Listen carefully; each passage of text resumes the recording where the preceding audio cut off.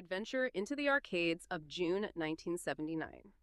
Summer is approaching, the halls are filled with laughter, the sound of coins, and electronic music. Each cabinet draws its crowd, each game becomes an encounter, and the arcade keeps writing its story. We have now reached the halfway point of the year, a symbolic moment to reflect. If you enjoy this journey into the past and want us to keep publishing these chronicles through Tyria Journals, don't forget to like and subscribe. For this deep dive, our mission is to journey back to June 1979, specifically exploring the vibrant Japanese arcade industry. We're not just summarizing, we're sifting through contemporary journals to highlight the most surprising news, the defining industry trends, and those captivating anecdotes that truly bring the era to life. We'll be zeroing in on the heavy hitters like Sega, Nintendo, Taito, and Namco, along with the many other competitors who were shaping this evolving landscape. We want to truly understand what was happening on the ground for you. And it really was a pivotal moment, a snapshot of an industry experiencing explosive, almost runaway growth. Yeah. But this wasn't just about new games. It was also a period where these new forms of entertainment kind of collided head-on with established societal norms. It created a dynamic, sometimes tense environment that was, well, endlessly fascinating to observe. Okay, let's unpack this with what was undoubtedly the biggest story, the Invader game boom. The popularity of these games in Japan was, frankly, off the charts. We're talking about a phenomenon so widespread that some arcade operators actually started answering their phones saying, if it's Invader, we don't have it. Can you imagine? Just, wow. It sounds almost desperate, but maybe effective. What were the actual consequences of this crazy popularity? Yeah, that anecdote perfectly captures the scale, doesn't it? But this explosive popularity brought significant social challenges. It led to, widespread discussion across various regions. The primary concern was what people started calling invader delinquency. And this wasn't just kids skipping school. It included stuff like theft, the use of counterfeit coins. Some were even modifying 100-yen coins, apparently. Modifying coins. Yeah, and the miners playing really late into the night. It became a truly nationwide debate. You had educational boards all over Japan issuing strict guidance.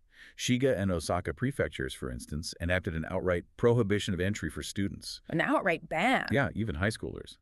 Kyoto just requested children refrain, a bit softer. Then local committees in places like Kawasaki and Yokohama pushed for stronger student guidance. There were even grassroots efforts, like Niigata's middle school leaders proposing a parental accompaniment rule. Parents required. And Okinawa's PTA actually passed a resolution against kids even entering amusement facilities at all. So this huge societal pushback put immense pressure on operators.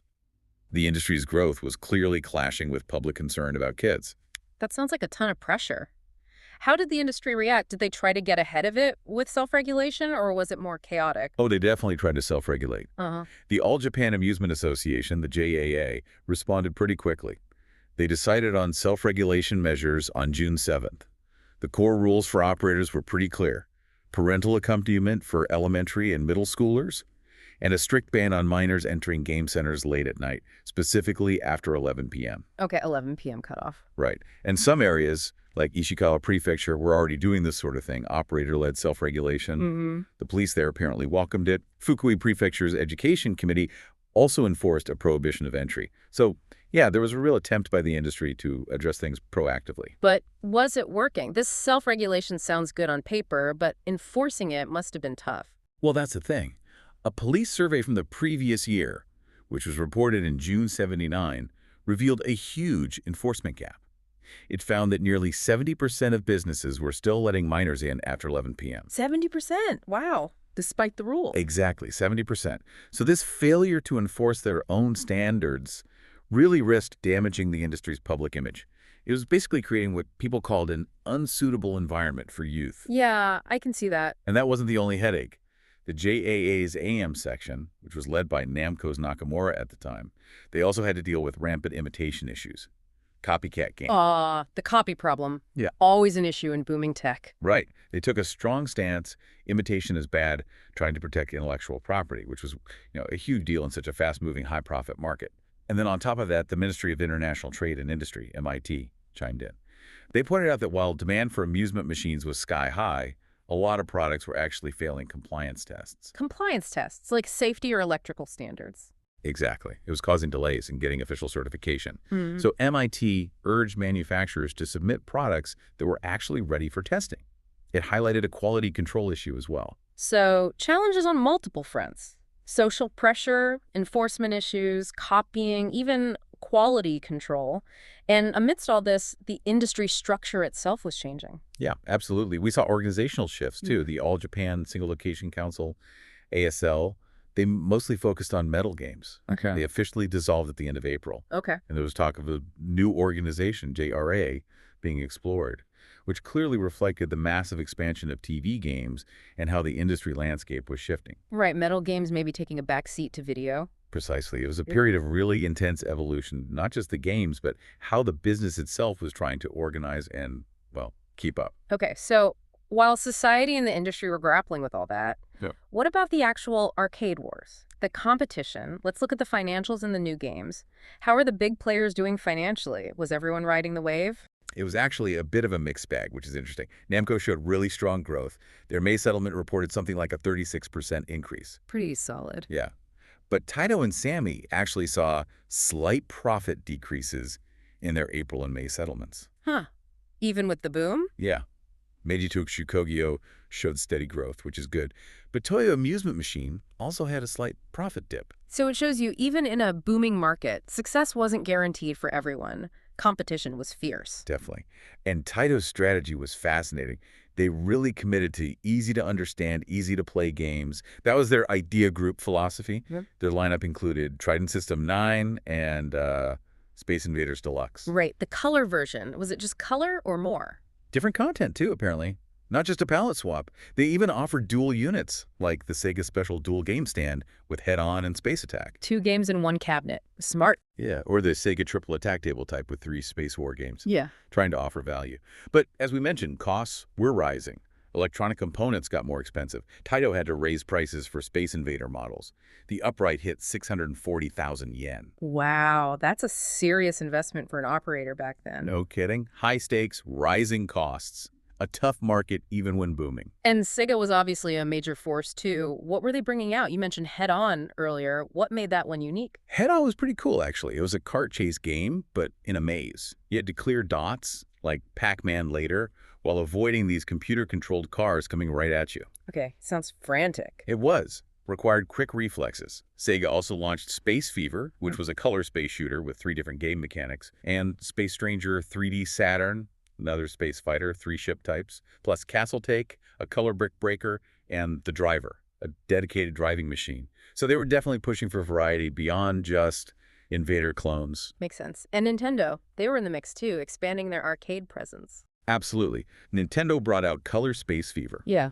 It was highly anticipated. It had 3 types of space war games on a nice vivid color monitor, 5-digit score display. And interestingly, adjustable laser gun settings operators could set it from 3 to 6 barrels. To adjust difficulty, presumably. Exactly. Fine-tuning the challenge. It was priced at 600,000 yen. They also had Auto Tennis, which was designed to appeal to both beginners and pros, showing some versatility in their approach. And Namco naturally had their Super Machine lineup.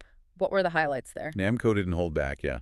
They had GP, which was described as a dramatic game. Yeah. Table and upright versions. They also offered Submarine, which was actually an electromechanical game. Oh, interesting, not video. Right, using physical mechanisms, moving parts, a different kind of experience than pure video. They also had Clay Champ, a shooting game, and Super Breakout, a classic, updated with 3 different play patterns. And for the older crowd, Shooter Away, a dedicated gun game. So yeah, really catering to diverse tastes. And thinking about companies evolving, IPM made that big change, becoming IREM from July 1st.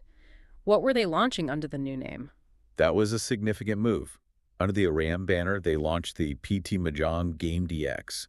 It had improved graphics, more demo sequences, Yeah. part of their Playtable series. Alongside that, they still had PT Invader and PT New Block X.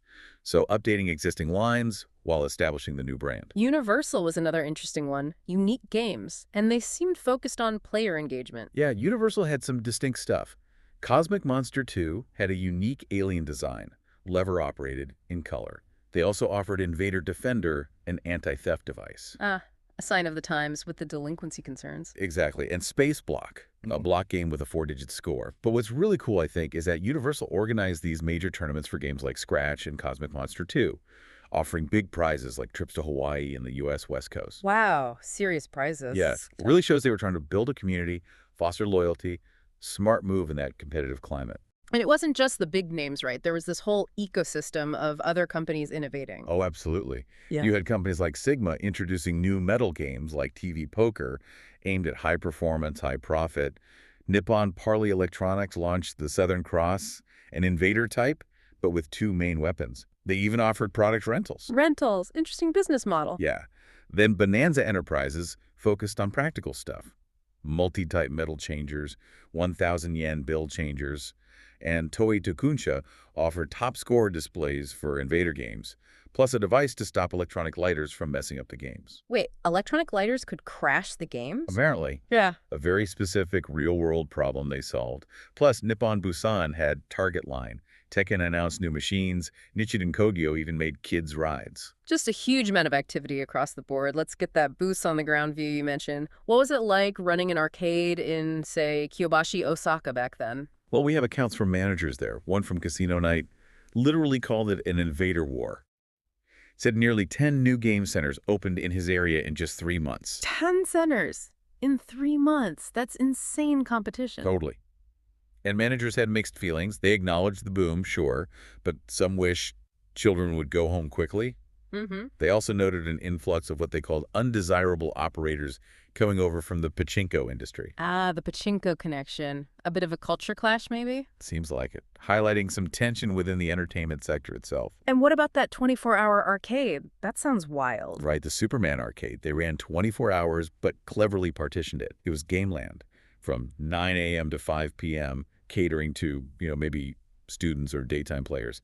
Then it switched to Game Cafe from 5 p.m. to 9 a.m., probably targeting an older late-night crowd. Wow, adapting the whole business model around the clock. Really shows the lengths operators went to capitalize on the boom, maybe even pushing boundaries a bit. That's incredible. And these trends weren't just limited to Japan, were they? How did this connect globally? No, you saw similar shifts internationally.